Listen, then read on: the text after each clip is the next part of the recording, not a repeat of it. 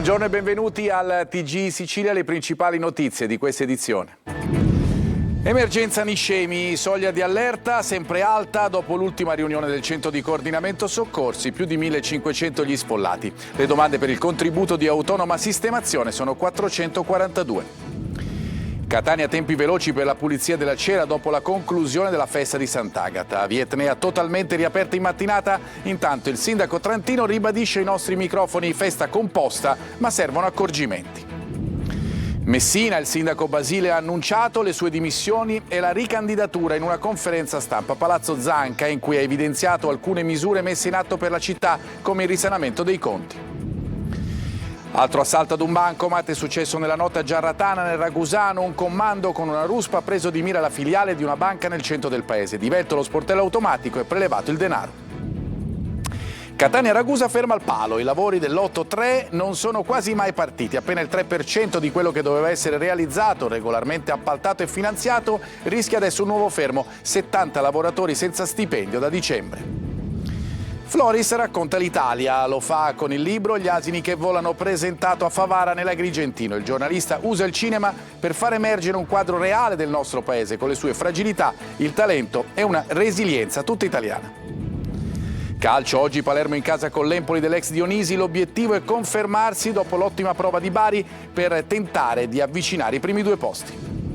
Serie C, il Catania che nel weekend si allena in vista della partita di martedì con il Cerignola, vede vincere il Benevento e va a -6 in classifica con una gara in meno. Intanto Pelligra chiuderà i passaggi burocratici per Torre del Grifo.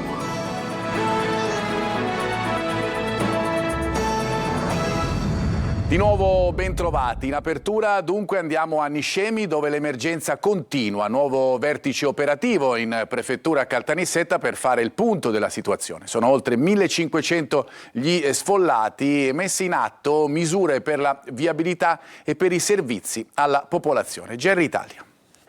Un'emergenza che non conosce tregua e che continua a tenere alta la soglia di allerta a Niscemi. È il quadro emerso dall'ultima riunione del centro di coordinamento soccorsi presieduta dal viceprefetto vicario di Caltanissetta nella sala operativa della protezione civile, con la partecipazione dei vertici delle forze dell'ordine, dei vigili del fuoco e in collegamento con il Dipartimento Nazionale della Protezione Civile e il centro operativo comunale. Al centro del confronto l'aggiornamento quotidiano sulle attività messe in campo per fronteggiare l'emergenza frana. Il sindaco Massimiliano Conti ha comunicato il nuovo dato sugli sfollati. Sono 1539, dopo la correzione di un errore di conteggio in zona rossa. Le domande per il contributo di autonoma sistemazione sono 442, per un totale di 1007 persone, mentre restano in fase di valutazione 170 richieste di locazione o vendita di immobili. Sul fronte dei servizi essenziali, Poste Italiane ha annunciato l'attivazione gratuita del servizio Seguimi per garantire la consegna della corrispondenza ai residenti della zona rossa, operativa già dai primi giorni della prossima settimana. Accelerano intanto i lavori sulla viabilità alternativa. È stato firmato un decreto per consentire la circolazione in deroga nel fine settimana di altri 20 mezzi pesanti. Il Genio Guastatori ha comunicato che sono stati già completati poco più di 1,5 km dei 2-3 totali del bypass tra l'SP10 e l'SP12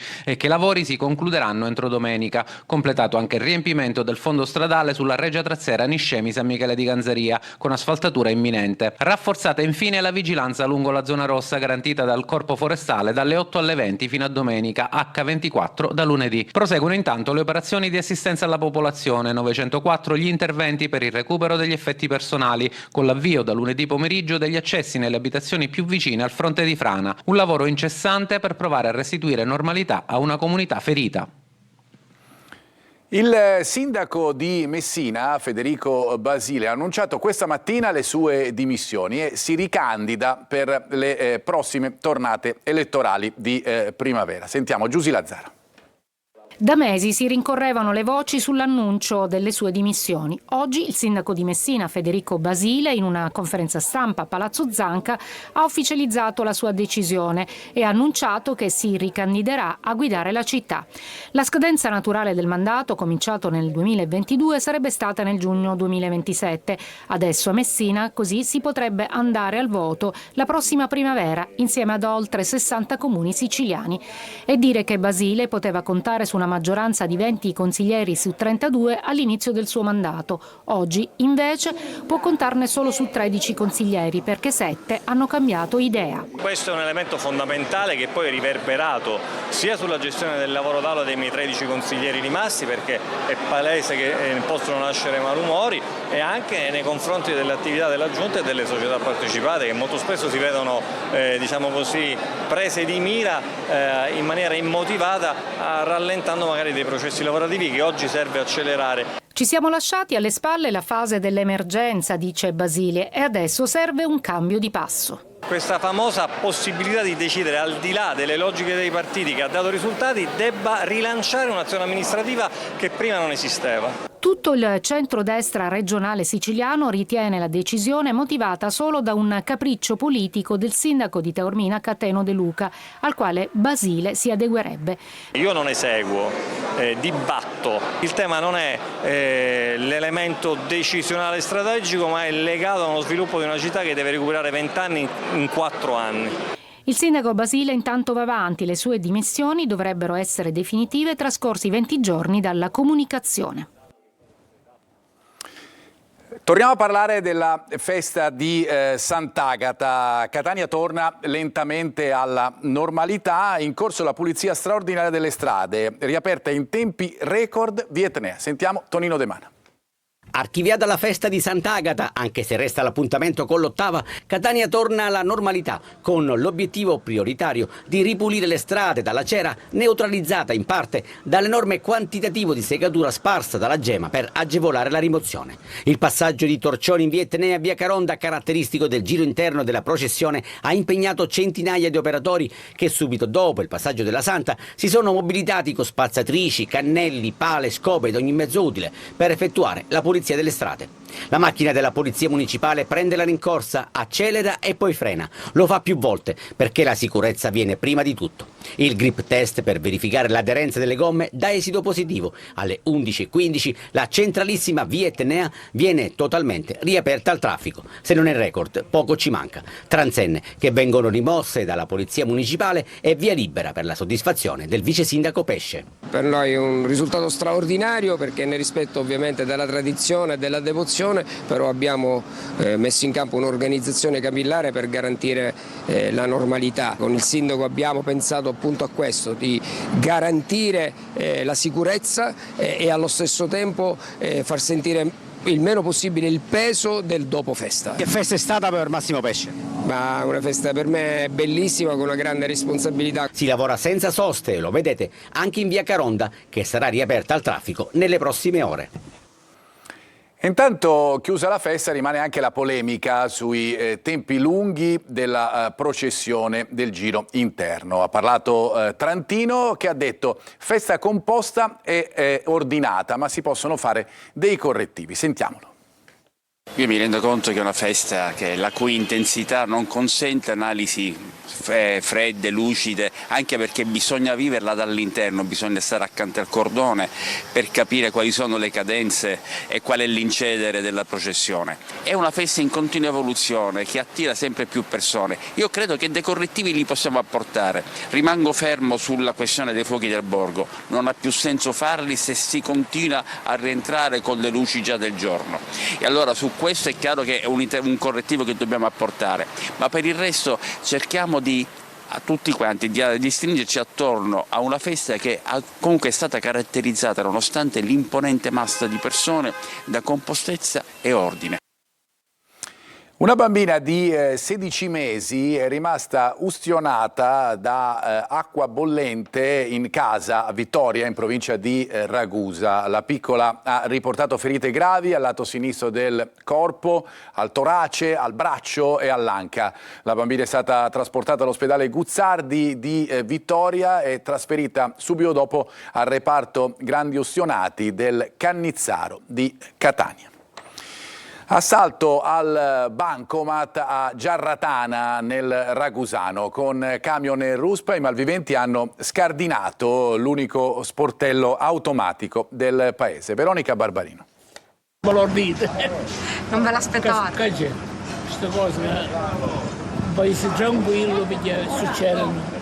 Ingente colpo nella notte a Giarratana, nel Ragusano.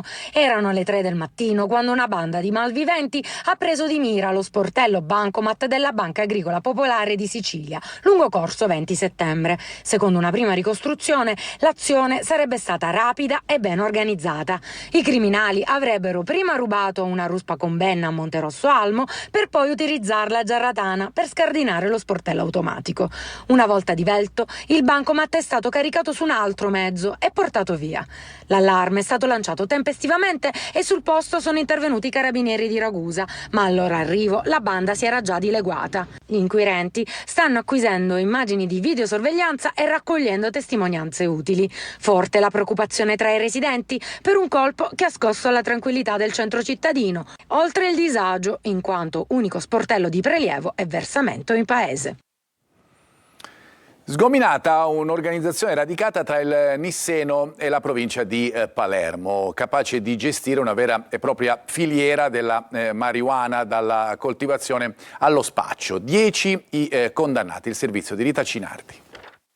Un traffico di marijuana da milioni di euro nascosto tra i filari di un vigneto si chiude con 5 arresti. L'inchiesta dei carabinieri che ha smantellato un'organizzazione criminale attiva tra il Nisseno e la provincia di Palermo. I 5 arrestati dovranno scontare pene definitive tra i 5 e i 10 anni di reclusione per associazione a delinquere finalizzata alla coltivazione e al traffico di marijuana. Il provvedimento emesso dalla Procura Generale di Caltanissetta riguarda complessivamente 10 condannati. 5 si erano già costituiti nei giorni scorsi, gli altri sono stati arrestati e trasferiti in istituti penitenziari. L'indagine, coordinata dalla Direzione Distrettuale Antimafia, era partita nel 2021 dopo il ritrovamento di 15.000 piante di marijuana nel territorio di Butera. Gli investigatori hanno ricostruito l'intera filiera dello stupefacente, dalla coltivazione al trasporto effettuato con autocarri dotati di sofisticati doppi fondi. Il blitz decisivo nel giugno 2022 in contrada Figotto a Riesi portò all'arresto in flagranza di 4 persone e al sequestro di circa 20.000 piante di marijuana, un carico che immesso sul mercato avrebbe fruttato profitti illeciti stimati in 16 milioni di euro. 12 DASPO sono stati emessi dal questore di Caltanissetta dopo gli scontri tra tifosi durante la partita di Coppa Italia tra Nissa e San Cataldese disputata lo scorso agosto a Caltanissetta. I provvedimenti riguardano 2 tifosi della Nissa e 10 della San Cataldese, tutti ventenni. Contestati tentativi di contatto violento, l'uso di fumogeni e petardi e l'accensione di incendi lungo il percorso verso lo stadio. Alcuni tifosi hanno anche forzato, come vedete dalle immagini, e sfondato il cordone di sicurezza delle forze di polizia. Andiamo adesso sul cantiere della Ragusa-Catania, quella che dovrebbe essere un'importante arteria autostradale, dove solo il 3%, pensate, dei lavori dell'Lotto 3 sono stati appaltati. L'allarme è anche per i 70 dipendenti del consorzio Acates senza stipendio da dicembre. I sindacati indicano uno sciopero. Sentiamo. I lavori dell'Lotto 3 dell'autostrada Ragusa-Catania non sono quasi mai partiti. Appena il 3% di tutto quello che doveva essere realizzato, regolarmente appaltato e finanziato con 253 milioni di euro, rischia adesso un nuovo fermo. Non solo. Ci sono 70 dipendenti del consorzio Acates, che ha vinto l'appalto per la costruzione del lotto, senza stipendio, che temono adesso per il loro futuro lavorativo. Sono stati 3 anni di passaggi da una società ad un'altra e crisi gestionali. Così il consorzio Acates ha affidato le attività a CMC Ravenna, che però dal dicembre del 2025 è in procedura di crisi.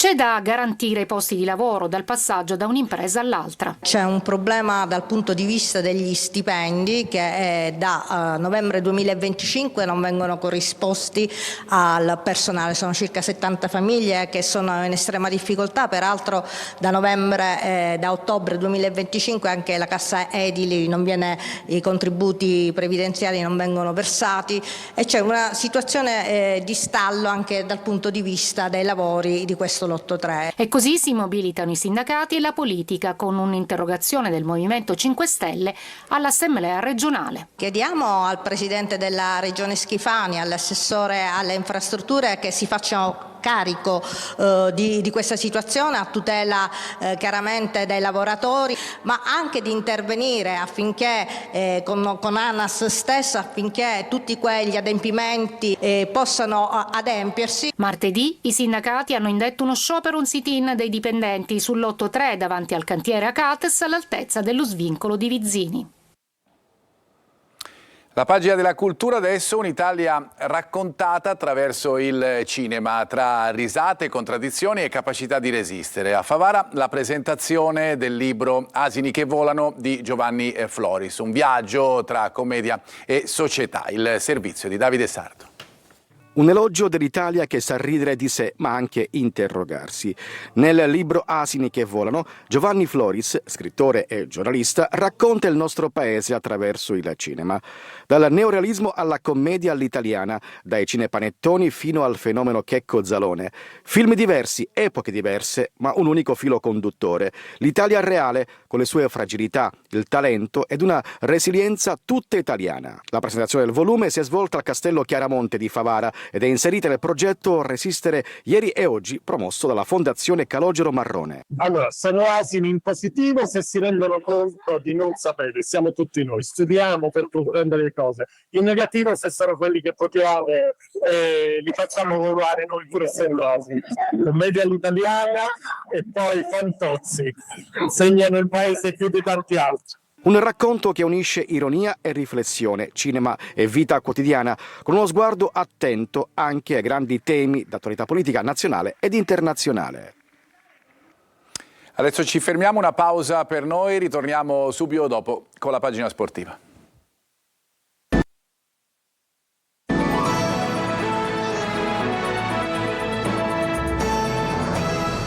Ben ritrovati, seconda parte del nostro telegiornale, lo sport in primo piano. Partiamo dal calcio con la Serie B, Palermo in campo oggi pomeriggio al Barbera contro l'Empoli, è possibile maglia da titolare per il nuovo acquisto Jonsen, l'obiettivo è la conferma per la squadra rosanero dopo la bella prestazione di Bari. Marco Gulla.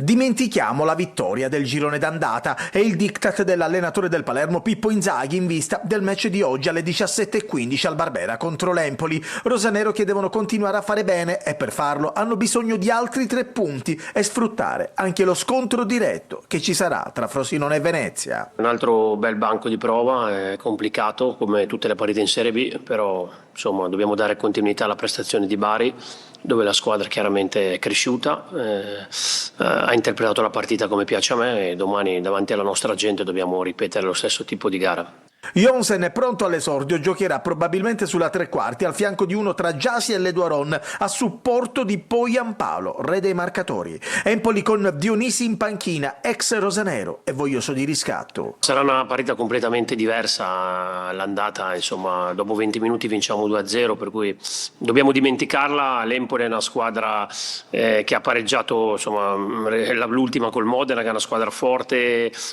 in trasferta è andata a vincere a Mantova e a Cesena, per cui grande rispetto, ma insomma noi siamo il Palermo, giochiamo davanti alla nostra gente e mi auguro di fare una grande partita. Nessun dubbio sugli altri reparti, in difesa Pedace, Caroni e Bani, a centrocampo con Ranocchi e Segre centrali, poi Pierozzi e Augello sulle corsie esterne. Oltre 25.000 spettatori, arbitrerà Tremolada di Monza. Andiamo adesso in Serie C, il Catania atteso da 7 partite in un mese non gioca nel weekend e vede scappare il Benevento che vince in extremis ed allunga in classifica. Rossazzurri al momento a -6 dalla vetta. Intanto Ross Pelligra chiuderà col saldo l'acquisizione di Torre del Grifo. Catania spettatore del venerdì sera in vista della sfida con il Trapani di mercoledì 18 che vede vincere e scappare il Benevento, perdere e fermarsi la Salernitana. Serata dalle 1000 emozioni in Serie C con i Sanniti che piegano il Picerno al minuto 102, gol di Pierozzi che indirettamente fa molto male al Catania che ora si trova a -6 dalla vetta. Rossazzurri che torneranno ad allenarsi da oggi con il programma di lavoro di Toscano che prevede una seduta domani e la rifinitura lunedì, tutte di mattina in vista dell'incontro di martedì alle 20:30 al Massimino contro l'audace Cerignola che ieri sera ha battuto la Salernitana. Per il Catania il Tour de Force, turno infrasettimanale compreso, è soltanto rinviato di qualche giorno rispetto alle altre formazioni. I rosazzurri infatti sabato 14 febbraio giocheranno il derby al De Simone con il Siracusa, prima di quello casalingo con il Trapani, due avversari disperati in attesa di altre penalizzazioni. Catania chiamata a riprendere la corsa in attesa degli scontri diretti di marzo. Contro il Cerignola pronto a rientro a casa sola, mentre non ci sarà Miceli, fermato per un turno dal giudice sportivo. Carnielutti potrebbe agire da centrale con Celli, Ierardi o Allegretto ai lati. Non si escludono novità a centrocampo in attacco. Sul fronte societario, all'inizio della prossima settimana, Rospelligra verserà il saldo decisivo per completare l'acquisizione di Torre del Grifo Village, un'operazione destinata a segnare una svolta strutturale per il club rossazzurro. Restando in Serie C, il Siracusa gioca oggi pomeriggio a Potenza, per il Trapani invece turno di riposo forzato dopo il rinvio del derby con il Catania. Sergio Colosi. Il futuro è in 8 giorni. Il Siracusa si gioca in poco più di una settimana buona parte del suo destino in chiave salvezza. Si comincia oggi alle 17:30 a Potenza nella prima gara di un doppio appuntamento in trasferta che prevede martedì nel turno infrasettimanale la partita di Cosenza. Il ciclo dal coefficiente di difficoltà abbastanza alto si chiuderà sabato prossimo al De Simone contro il Catania. Il Siracusa si presenta a questi incontri in condizioni complicate, reduce da 4 sconfitte consecutive e con un organico profondamente rinnovato e anche indebolito. Atturati dopo la prima rimonta, i tifosi chiedono un altro miracolo sportivo. Durante la rifinitura si è fermato per un problema muscolare il terzino Cancellieri, che si aggiunge alle assenze degli infortunati Valente e Falla e dello squalificato Marafini. Potenza senza bomber Murano. Rinviato il derby di Catania, il Trapani prosegue la preparazione alla sfida di martedì prossimo al Provinciale contro il Benevento. Partita difficile, ma ai Granata serve una svolta per interrompere un periodo negativo e sfortunato. Bene, tutto per questa edizione. La prossima, ve lo ricordo, alle ore 20. Grazie per averci seguito e buona giornata.